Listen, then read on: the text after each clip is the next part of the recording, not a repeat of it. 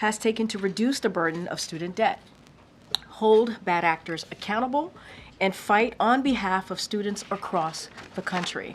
Today's milestone isn't just a number, it's life-changing debt relief for 5 million people and their families who now have more breathing room to buy homes, start small businesses, save for retirement, and much more.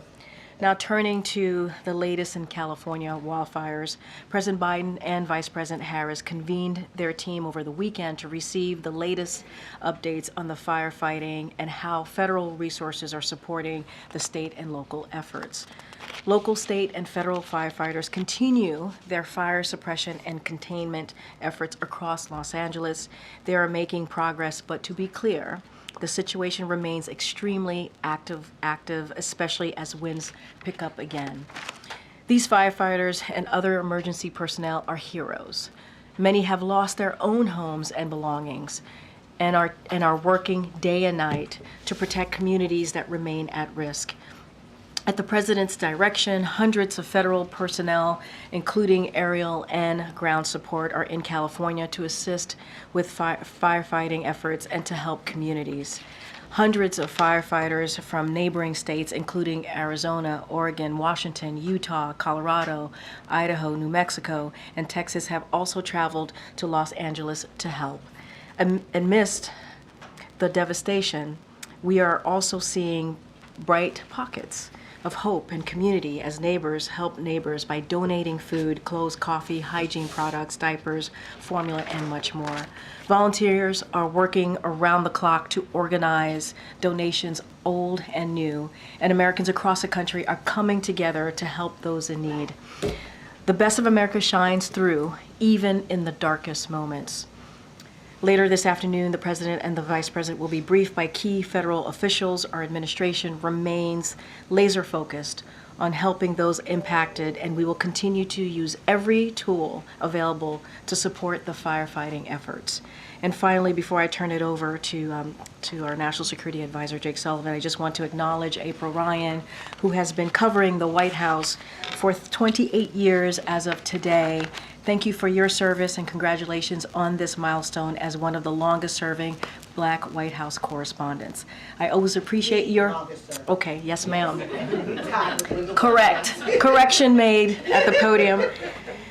The longest-serving Black White House correspondents. Congratulations. We always appreciate your tough questions, our back and forths, and your persistence in this room. And so congratulations. And with that, I have our National Security Advisor, Jake Sullivan, to speak more about the foreign policy speech today and any of your questions.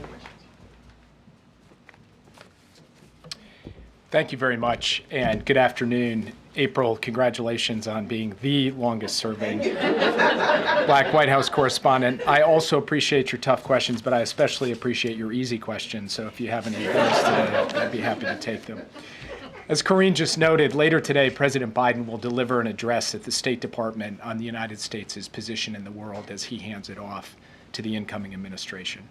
The State Department, as many of you know, is where President Biden delivered his first foreign policy address in February of 2021. And it was a very different world then. We were still in the midst of a devastating health and economic crisis, with our alliances fraying and fragile, and our competitors and adversaries on the march growing stronger. And the President spoke at that time about the urgency of meeting the challenges of this world in a period of profound transition and change. The post-Cold War era had ended. The United States was in a contest for what comes next, economically, technologically, and with respect to our values and vision for the world. A time of change and transition like that has brought geopolitical turbulence, technological disruption, the pressures of an energy transition, and more. We've had a lot thrown at us. But as we pass the baton to our successor, the President will report with confidence that America is winning that contest for the future. If you look around the world today and you ask the question, which country is the most dynamic and innovative, the most attractive to partners and friends, the most capable of marshaling solutions to the big challenges we face, who's leading the world in technology, who's had the strongest economic recovery? The answer to all of these questions is clear, indisputable, and the same. It's the United States of America. So in his address this afternoon, you'll hear the president lay this out. And basically, it boils down to a series of simple questions. Are our alliances stronger? Yes. Are our adversaries weaker and under greater pressure, even as they align more closely? Yes. Did we improve our strategic position in the long-term competition with China? And did we do so while stabilizing the relationship so that we're not tipping over into conflict? Yes. Did we begin to reverse a long-term trend and revitalize our defense industrial base and diversify our supply chains for critical goods? Yes. Did we strengthen the engines of American economic and technological power? Yes. And did we do all of that while keeping America out of war? Yes. The president fundamentally delivered on his promise to invest in America, including in our manufacturing base to produce the world's most advanced semiconductors and other strategic technologies. In fact, our cutting-edge technologies, AI, biotech, quantum, and others, are the envy of the world. When the president took office, many of you were writing that China's economy was on track to surpass America's economy by the end of the decade or shortly thereafter. Now, on current course and speed, they're unlikely to ever surpass us. America's alliances, meanwhile, have actually never been stronger in Europe and in Asia. NATO is bigger, more unified, and our allies are stepping up to pay their fair share. Our Asian alliances are more robust and now more tightly linked than at any point in history. Russia tried to conquer Ukraine, to wipe it off the map. But thanks to Ukrainian bravery and our support, Russian forces are bogged down in Ukraine at enormous cost with over 700,000 casualties in the war. And Ukraine stands free, Kyiv stands free, and Ukraine will emerge from this war a strong, sovereign, independent nation rooted in the West. This has been made possible by the unity of the alliance that President Biden built and rallied, and a massive effort led by the United States on a scale not seen since the Second World War to equip a partner with the military capability it needed to defend itself against a brutal invasion by a much bigger neighbor. Even as we competed fiercely with China, the president actually opened and deepened diplomatic channels with Beijing, including new military-to-military channels that help us manage this competition and prevent it from veering into confrontation or conflict. In the Middle East, we've stood in defense of our friends and we've stood up to our enemies. We built and acted alongside an unprecedented coalition to directly defend Israel in the face of Iranian aggression. Iran is now at the weakest point since 1979. There is a ceasefire in Lebanon and the possibility of a new political future with a new president. Russia and Iran's lackey in Syria, Assad, is gone. And we are now at a pivotal point in the negotiations for a hostage deal and ceasefire in Gaza. The president spoke with Prime Minister Netanyahu yesterday and just got off the phone with the Emir of Qatar. He'll be speaking soon also with President Sisi of Egypt. We are close to a deal, and it can get done this week. I'm not making a promise or a prediction, but it is there for the taking, and we are going to work to make it happen. Now, there are serious and ongoing challenges in the world. The Houthis continue to represent a clear and present danger. ISIS is trying to use the fall of Assad to regenerate after years of sustained pressure and the degradation of its networks. North Korea remains the same menace it has been for many years across many administrations. China's cyber attacks are a continuing threat, and more. But we have the capacity and the wherewithal and the friends and allies to meet these challenges. Finally, there are also important initiatives that the next team should carry forward, in our view, that have a strong bipartisan foundation in order to cement America's position of strength in the world and our current lead in key areas.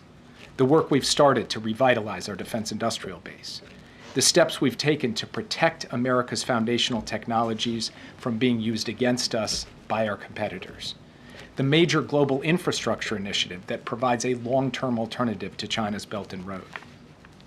Suffice it to say, it's been an action-packed 4 years.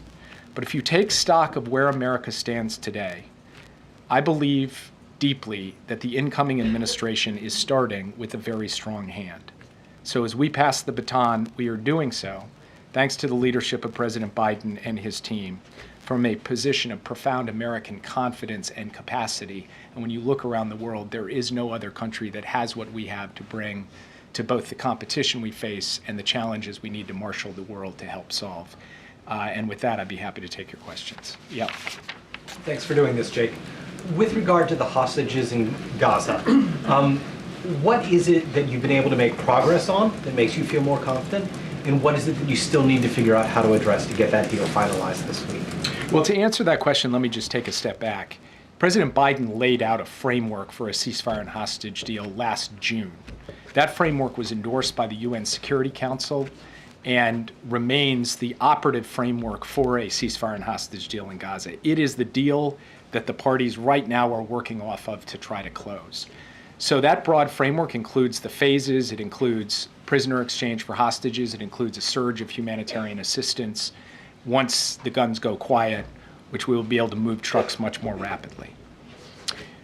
Since June, we've had multiple efforts to close the deal. We've come close and haven't been able to get across the line. There have been some details, particularly around the formulas with respect to prisoner releases, formulas around the exact disposition of Israeli forces, and other things along those lines. Those details we have been hammering away at week after week, month after month.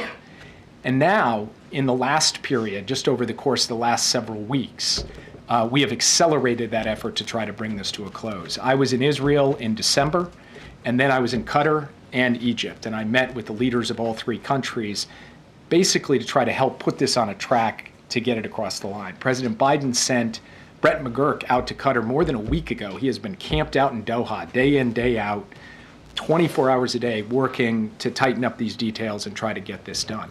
We have also coordinated very closely with the incoming administration to present a united message to all the parties, which says it is in the American national security interest, regardless of party, regardless of outgoing or incoming administration, to get this deal done as fast as possible. And now we think those details are on the brink of being fully hammered out, and the parties are right on the cusp of being able to close this deal. Whether or not we go from where we are now to actually closing it, the hours and days ahead will tell. But I believe it is there for the taking, and we're going to do everything we can to push it to get it across the line. Yeah. Thanks, Jake.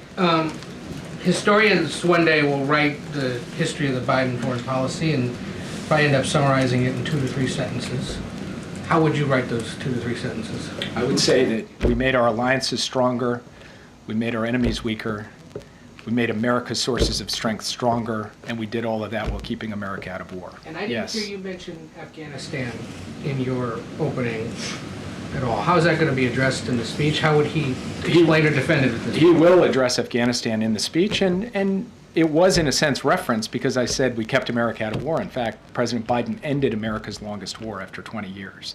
It had been passed from president to president, sending American men and women to fight and die in a foreign land year after year after year. President Biden was not going to hand that off, and he believes that history will judge his decision to end that war as being the right decision for the United States, that America is better off today, that we are not entering now our 25th year of war, of Americans fighting and dying, of billions and billions of dollars spent in Afghanistan. And what we have been able to do instead is refocus that effort and energy and attention on the challenges of the future. Now, when you end a war after 20 years, with all of the decisions that have piled up over that time, there are going to be challenges and difficulties, and there were challenges and difficulties in the period of the drawdown.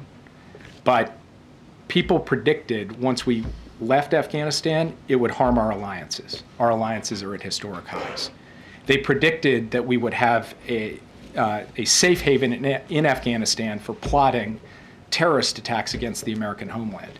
Terrorism remains a very real concern, but President Biden pointed out before he pulled out that it's a more diffuse and metastasized threat, including the kind of homegrown violent extremism that we saw on display in New Orleans in January.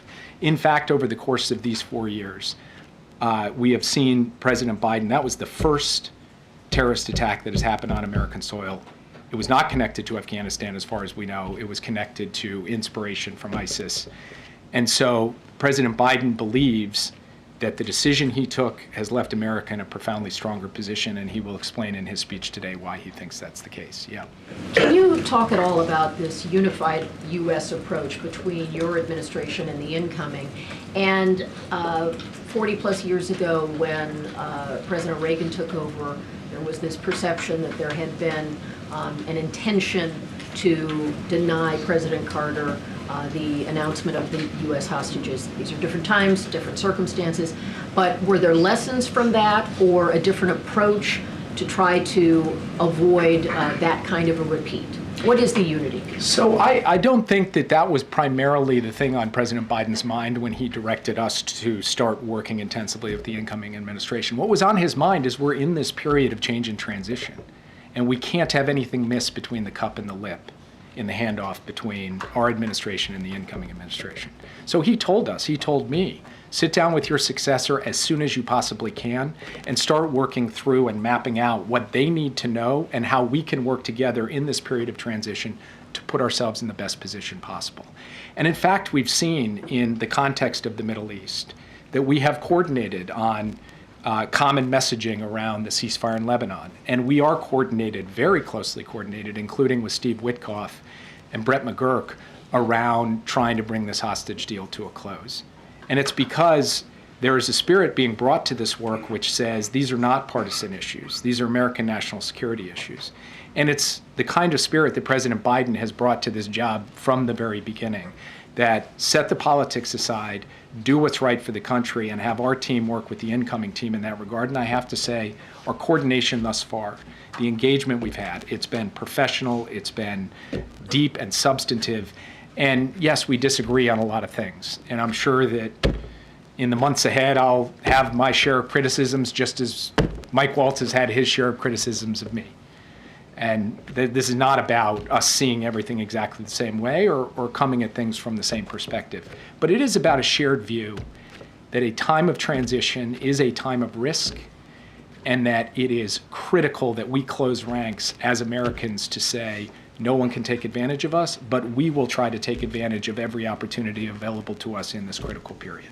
Yeah. Are there any assurances in the latest iteration of what's being discussed in this hostage and ceasefire deal? Are there assurances that the Americans who are alive will be released as part of this phase of releases? So obviously we have been focused on ensuring that all of the Americans ultimately come home. That is part of the objective that President Biden set forth. It is part of the phases of this hostage deal that all of the Americans come home. Now, what they are working through and hammering out are the details of the precise sequencing of people coming out over the course of the weeks and months of this deal. That's getting hammered out as one of the final details, but a paramount priority for President Biden, as for the incoming team, is ensuring that we ultimately get all of the Americans reunited with the families, and the remains of those Americans who have tragically passed away are also brought home so that they can get the proper burial that they deserve. So would they be in the first phase? So, like I said, the details of how exactly this is going to play out are being hammered out in the end game, and I can't report to you exactly how it will play with each of the Americans. Yeah. Jake, thanks for being here. So just real quickly on the Gaza hostage situation, how many of the 98 hostages that are still held are believed to be alive, all 98? I have to refer you to the Israelis, who have been taking the lead in terms of characterizing their best assessment, which is combined with our best assessment of the answer to that question. We have a good sense, we believe, with respect to the Americans, but in terms of that broader universe, particularly the Israeli hostages, they'd be in the best position to answer your question. That's right, Jake. Yeah. I just wanted to ask you another question that has to do with the timing and the sequencing of some of the things that the administration has been announcing. We've seen oil prices jump as a result of the tightened sanctions. Was there any, and then we've got other things happening now, sort of new restrictions on AI and chips that are all coming in the kind of final days of this administration. Can you say a word to your thinking about the timing, and then also, whether you expect from where you sit right now that oil prices are going to stay high and that American consumers will sort of bear the brunt of that decision? Well, first, remember that when the Ukraine war started in those early months in 2022, oil prices spiked way above $100. The price environment for us to put sanctions on Russia's oil sector at that time would have meant a really significant hit to the American pocketbook and the American consumer. The price environment today is profoundly different. You said spiked. Actually, oil prices today are significantly lower than they have been over an average in the past few years. So actually, we have just a fundamentally different price environment, and that is the reason for why now.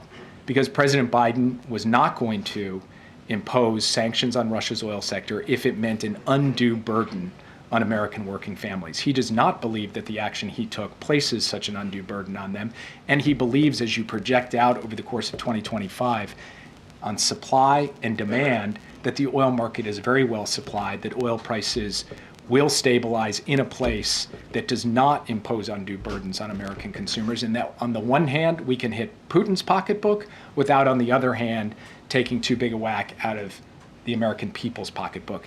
That was not an opportunity available to us 1 year ago. It is now an opportunity available to us, and that is why the president took this decision. The other point that I would make is that the new team is setting up for a negotiation.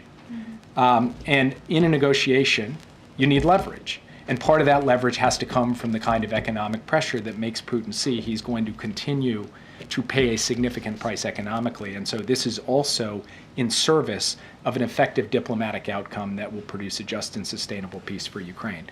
With respect, I mean, did you coordinate that with the incoming team? I'm not going to say we coordinated it, but we informed them of what we intended to do because we were trying to maintain transparency through the transition and share with them the actions that we are taking in advance so that they aren't surprised by any of them. That also goes for the AI diffusion rule.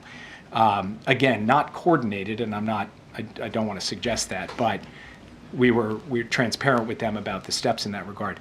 We have been working on that issue for going on a year now. It is a complicated question because we're trying to strike the right balance between ensuring that the frontier of AI stays in the United States of America and our close allies, while also ensuring that the rest of the world can benefit from AI and get the hardware that they need to power AI applications going forward. So that balance required a huge amount of work and back and forth and many principals meetings, conversations with the president. It ultimately came together towards the end, but we've been telegraphing for some time that this rule was coming.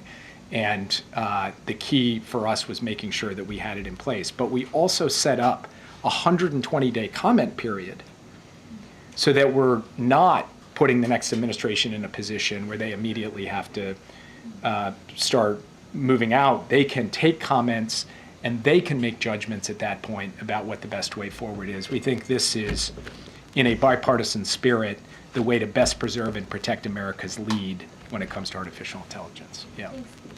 Two questions. First, can I go back to something Josh asked at the outset, which is why you all believe that this ceasefire deal is sort of near its ending point, near the finish line. Can you offer some additional specificity about what has changed? Because I feel that we have heard you all express a level of optimism many times at various points over these last several months. I'd have to go back and check the record about my level of optimism, at least in recent months, because in fairness to your question, there has been a little bit of a Lucy in the football quality where we thought we got really close and then it just didn't happen. But I haven't stood at this podium and said anything particularly optimistic about a hostage deal in quite some time, and that's because we haven't been in the position that I think we are in today. Why is that? It's because the gaps have fundamentally narrowed on the key issues.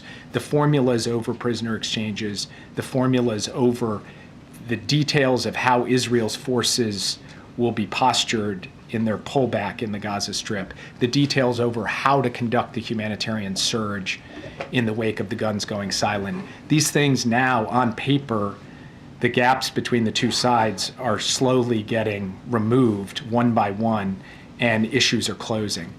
I think there's a couple of reasons for why this is happening, the biggest one of which is that Israel has achieved its substantial military objectives in Gaza, and Hamas has suffered catastrophic losses, military losses over the course of the conflict. And when you put those two factors together, we believe that the time is ripe to get a deal and to have it close.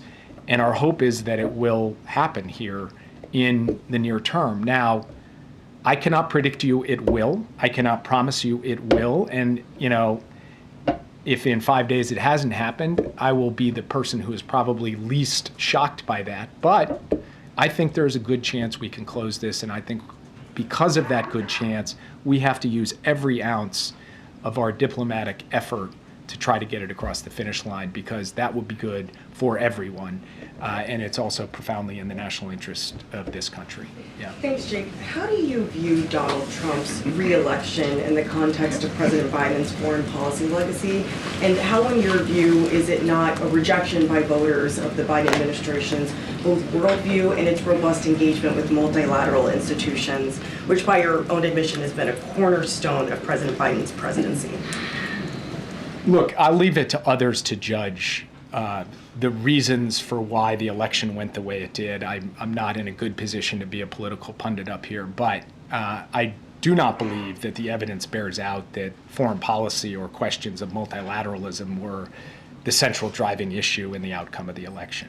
American people are complex beings, human beings. We're all complex beings. So we can think one thing about inflation and another thing about alliances. And a vote doesn't mean that it's a rejection of everything President Biden has done by any stretch of the imagination. So there will be time for us to sort all of that out. President Trump will make his own decisions about how he wants to pursue his foreign policy.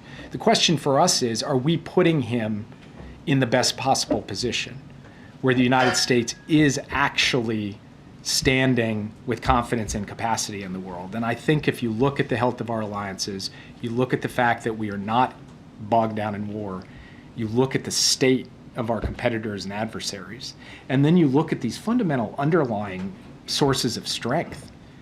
I mean, whether it's in manufacturing or it's in technology or the reversal of the slide in our defense industrial base, these are the things we can give to the incoming team. What they do with that is fundamentally up to them, and then the American people will judge whether they like that or don't like that. We are just going to do the best we can. And then I think when history judges the baton as we pass it off, the hand as we pass it off, I think it will judge that we are leaving things to Trump in terms of America's core strengths better than we found them. Yeah. Jake, as you wrap up your time as National Security Advisor, what do you consider to be the greatest geopolitical threat facing the United States right now? So, look, I think one way of answering that question is to point to the potential for China's aggression in the coming years, to point to Russia's continuing challenge. But I'm going to answer the question in a little bit of a different way, which is I genuinely believe the most consequential thing happening in the world right now is this scale, pace, and breathtaking speed with which AI is going to transform the global landscape. And it's either going to work for us or it's going to work against us. And in order for it to work for us, we have to stay ahead and we have to shape the rules of the road. Biden administration put forward the first international set of standards on artificial intelligence codified by the UN General Assembly. There's more work to be done on that front. The Biden administration has made the investments to ensure we have the lead in AI right now. But if it's China, not the United States, determining the future of AI on the planet, I think the stakes of that are just profound. And so I hope that the new administration, because this shouldn't be a partisan issue at all, sees that challenge and that opportunity and seizes it so that it's America making technology work for us rather than adversaries make technology work against us. Yeah. When President Biden spoke at the State Department 4 years ago, he said that American leadership must meet this new moment of advancing authoritarianism, including the growing ambitions of China to rival the United States and the determination of Russia to damage and disrupt our democracy. Now, 4 years later, President Biden will be leaving office and handing the reins to a man who he has repeatedly characterized as an authoritarian, as a threat to American democracy. How can you say that by President Biden's metric, his administration has met those goals if he's handing the reins off to someone who he's described in those terms? Well, first of all, American democracy includes elections. And there was an election in 2024. President-elect Trump won that election. Unlike in past circumstances, the outgoing administration is not challenging the democratic legitimacy of that victory. President-elect Trump won the election. So that's point one. Point two, you mentioned China and Russia. You know, I'm obviously biased. But I just think an objective read on the situation from when we come into today about the position of the United States in the long-term competition with China, if you look at 2021 and you look at 2025, we are much better positioned than we were 4 years ago. And we are supporting our friends and allies in the same way in both the Indo-Pacific and Europe as well as elsewhere. And when you look at what we have rallied to push back against Russia's desire to remove a major country from the map in Europe, we have said we are going to stand up to Russian aggression in a serious way. Now, what comes in the period ahead with respect to America's democratic institutions, the choices of the incoming team, we will have to see. I can't judge that in advance. All I can say again is what we are giving that team and what there is to be able to work with, and that's what the president will reflect on today. One follow-up. AP reported recently that the incoming team under Representative Walz is asking career civil servants, detailees, who they voted for in the last election. Is that an appropriate question that civil servants should be asked? I have not heard that directly from Mike Waltz or from anyone on the incoming team, so I'm not going to answer what seems to be speculation in the media. What I will tell you is this, and I mean this from the bottom of my heart. The National Security Council staff is made up of career professionals by and large. There's a small number of political appointees who will leave when this administration leaves. But the overwhelming majority of the NSC staff are career professionals from the Defense Department, the intelligence community, the State Department, the Energy Department, the Department of Homeland Security, across the board. These are patriots. They are people dedicated to the national interests of this country, and they have served without fear or favor for both Democratic and Republican administrations. And many of them have raised their hands to say, I'm ready to stay and keep serving. From my perspective, when we inherited the team from the Trump administration, I said, I want those patriots. I want those people working for us, regardless of their political affiliation. The incoming administration will have to make its own decisions. Yeah. Jake, going back to AI and a couple other questions, as you're saying that it's a huge national security issue, is there a concern about how it does not, AI is, on the national security front, is not accurately depicting or scanning people of color, because we are understanding civil rights groups are very upset about that, how it's misidentifying. Is that a concern with national security as well? Yes, it is, of course. It's if you think about the series of concerns that are raised by the advent of artificial intelligence, they range across economic, military, and social risks. One of those is bias. And there have been a lot of studies to show that bias is a genuine challenge when it comes to artificial intelligence and the ways in which that could undermine social cohesion in the United States and globally has national security and terrorism has national security implications, and is something that we have to contend with. It is part of the president's executive order on artificial intelligence, alongside a number of these other risks. And also two other questions. One on hate. On the national security front, where do you see hate going in the next couple of months, next couple of years, as we're seeing a change in administrations and a change in attitude? I think hate-fueled violent extremism of multiple stripes is something that when we came into office, we saw as a real challenge. And as we leave office, we've built a lot of tools to try to prevent and disrupt this kind of violence. And going forward, it remains an ongoing threat. And it takes many different forms. But I think it's incumbent upon every leader to try to work on a bipartisan basis, on an American basis, to address the root causes of this hate, to try to speak to how we turn our discourse in directions that reduce the oxygen that is given to it.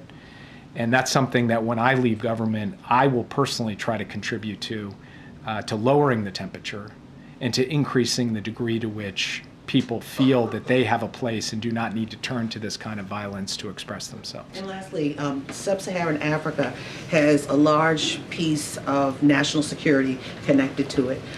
During the first term of then President Donald Trump, Africa was not on the page. Do you believe that Africa needs to be on the forefront for, when it comes to national security, for the incoming administration? Absolutely, yes. And I will say that in my conversations with my successor, one of the things that he's asked a lot of questions about are the investments in infrastructure, physical, digital, energy infrastructure in Africa, the high standard investments we've tried to stimulate and that have gotten bipartisan support from the Congress. He's asked a lot of questions about how to carry that forward. So my hope is that, in fact, just given the sheer significance and stakes at play with respect to the African continent over the coming years, that is a priority for the incoming administration. I'll take one more. Yeah. Our office in Jerusalem is reporting that the hostage deal is imminent, and actually President Trump might go and get the American hostages on his plane. Do you believe that the threat by him of turning the Middle East into an open hell has pushed both Hamas and the Israeli government to deliver this? And second, what's your reaction to the election of Lebanon's new prime minister, who's anti-Hezbollah, but also he's a judge on the ICJ that opened a case against Israel for crimes against humanity and war crimes? So on the second question, President Biden had a good conversation with the new Lebanese president, President Aoun. I believe there's a huge opportunity for Lebanon to turn this ceasefire and the degradation of Hezbollah into a new chapter for Lebanon that is brighter and built not on terrorism but on the future. President Aoun has made his selection of a prime minister. Now it's up to the parliament in Lebanon to take that forward. I'm not going to comment here today on the particular selection other than to say that we believe President Aoun can steward a new chapter for Lebanon, and he's making his selections of who will be a good partner for him in that regard. With respect to the question about President Trump and his comments, you know, he's talked about all hell to pay, all hell breaking loose and so forth. One thing I would observe is that if you're Hamas, all hell has been breaking loose on you for 14 months. The Israelis have destroyed their military formations, taken out their top leadership, removed their military capabilities in, you know, significant dimensions.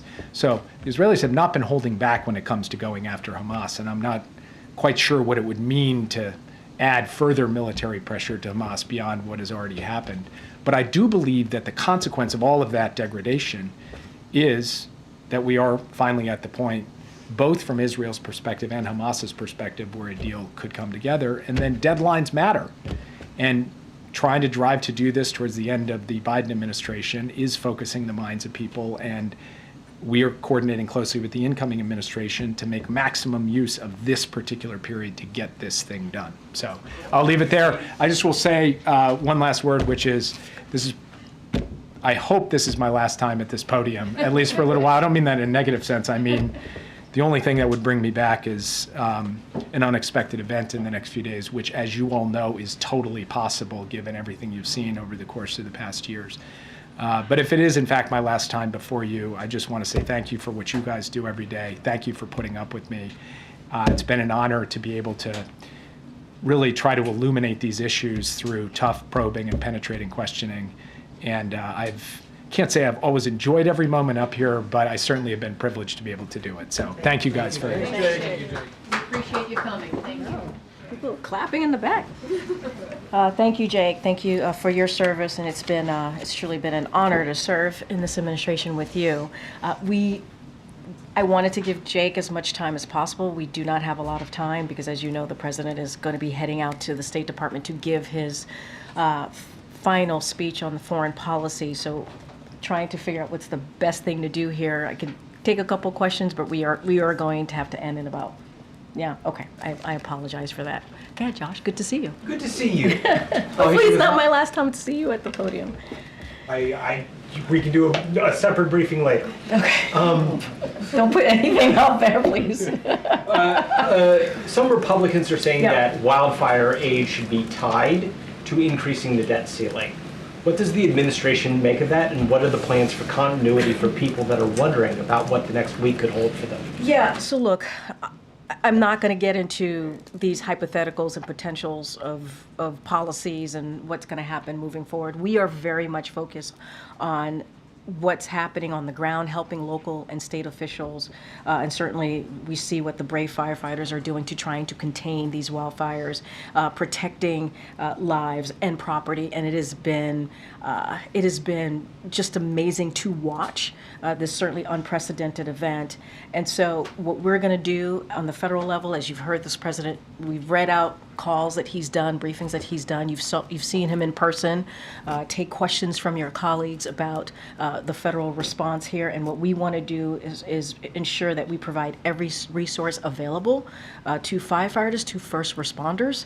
And so we will. Our commitment right now is to continue to support the communities on the ground through different disaster assistant programs and federal government that the federal government could certainly provide. And so that's our focus. Not going to get into what it could look like down the road. What we want to do is make sure that we are dealing with this unprecedented, horrific, catastrophic moment that we're seeing Southern California having to deal with. And we are very appreciative of firefighters, first responders, and obviously the community that we're seeing on the ground is certainly heartwarming. Hi. Thank you, Karine. If I don't see you again in the briefing, thank you for always. You could have stopped taking the hard questions years ago, and you didn't. So we appreciate that. Over 2 years, my friend. This is let's say one last dance, right? I don't know how I'm going to fill my dance card now. How will I fill that void without you? You tell me. You tell me. So start some rumors in here, I guess. He's getting red too. Look at him. So a week from now, it's all over. Yes. Between next Monday and 2028. 2028? Who's the leader of the Democratic Party? Oh my goodness, wow. That is, honestly, that is for people much smarter than I to make that assessment, that decision. Obviously, voters will decide. That is not something for me to decide. I could say right now, in this moment, in this room, as I'm looking at the clock as it's counting down, because we have to leave shortly, you have the President Joe Biden, who is obviously the president and the leader of the Democratic Party. I do not have I cannot predict the future, so that is not something that I'm going to do from here. So, no leader of the party. That's not what I said. Well, it's not President Biden, and it's Oh not my Vice gosh, President. I'm regretting this right now. DNC, Regretting so all of this. It's nobody. That's not what I said. I said that you asked me about what's the 2028 is going to look like between now and 2028. I can't, or post obviously this president's tenure. That's not for me to decide. That's not for me to speak to. I could only speak about the here and now, and that's why I appreciate this job and what I'm doing right now. And President Biden says that he's not going to be out of sight, out of mind. But isn't that what voters basically said that they wanted? Is him gone? So, look, this is a president that has served more than 50 years, who has given all of himself, if you will, right, as a public servant, whether as a senator, as a local elected official, as vice president, and now as president. I think anybody who has served that long and does it from their heart and soul because they believe this country deserves so much more, they believe that the American people deserve more, and has worked day in and day out, certainly as president in the last 4 years, I think deserves some respect. I think he deserves some respect. And so I'll leave it there. Go ahead, Claire. One quick one on the fires. Obviously, 24 people so far we know of who've died in the fires. Has the president reached out or been in touch with any of their families directly? So look, our hearts obviously go out to the families who have lost a loved one in these devastating fires, and certainly the victims and the community out there. It is, again, horrific. And as you know, and you all have been reporting this, local officials obviously confirmed additional deaths over the weekend. And so the president, I don't have any calls to read out as the president has made to families. Right now, the president's commitment, and you're going to hear him in a couple of hours when he returns from the State Department, where he does a wildfire briefing with his team. What we're trying to do is use every resource available so that we can help we can help respond and certainly save lives. I'm going to let certainly Los Angeles County speak to the numbers and how any information that they may have. I don't have anything right now to share on any conversations that the president may have done as it relates to families and victims. But it is devastating, and we're doing everything that we can to offer up resources on the ground. As you know, we've been talking about this. I know. One more. Go ahead. Thank you, Karine. There are reports that the Biden administration this week was set to announce Medicare price negotiations. And Bloomberg is now reporting that Eli Lilly has asked the U.S. government to pause its forward march with drug price negotiations. I was just wondering if you can provide any update to if those rollouts could be coming this week and kind of give an update to what's going on. I don't have any update to share at this time. Certainly not going to get ahead of any potential announcement that we may have. As you know, the Inflation Reduction Act was incredibly important in lowering costs for Americans as we think about, if you think about obviously climate change, it was and what we're seeing with the wildfires, it certainly is the most proactive piece of legislation that we were able to get passed to deal with climate change. But as you asked me about this particular question, look, we were able to beat Medicare. That is something that this president was able to do. Now you see Medicare is able to make negotiations. I think you remember about a year or so ago, Eli Lilly was able to bring down their cost on insulin. And a lot of that was because of what this president did on capping insulin for seniors, which makes a big deal, is a life-changing effort for seniors. And so, look, not going to get ahead of any potential announcement, don't have anything to share, but lowering costs on medical prescription drugs, making sure that we make things more affordable for Americans, that is something that the president has put at the center when he talks about his economic policy and certainly moving forward. I don't have anything beyond that. Guys, I will see you. I'll be back. I'll be seeing you. There's been a lot of disinformation and misinformation about the response to the California fires. In the case of the hurricanes Helene and Milton, there was some finding that Chinese and other foreign countries were amplifying messages, or do you have any evidence of that? So I don't have any evidence to share with you on that piece, but what I will say about misinformation and disinformation, it is incredibly dangerous, as we all know, as we're trying to provide resources, as we're trying to, folks on the ground, local officials are trying to make sure that they're keeping people safe who are dealing with this wildfires. It gets in the way of that. It puts people's lives in danger. And so certainly we're going to continue to call that out, and it is something that needs to stop. As far as if any countries that are behind that, I can't speak to that at this time, but certainly we need to continue to call out the misinformation, disinformation. It is dangerous. It puts people's lives at risk, and it needs to stop. All right. Thanks, everybody. Thank you. We've got at least one more this week, right?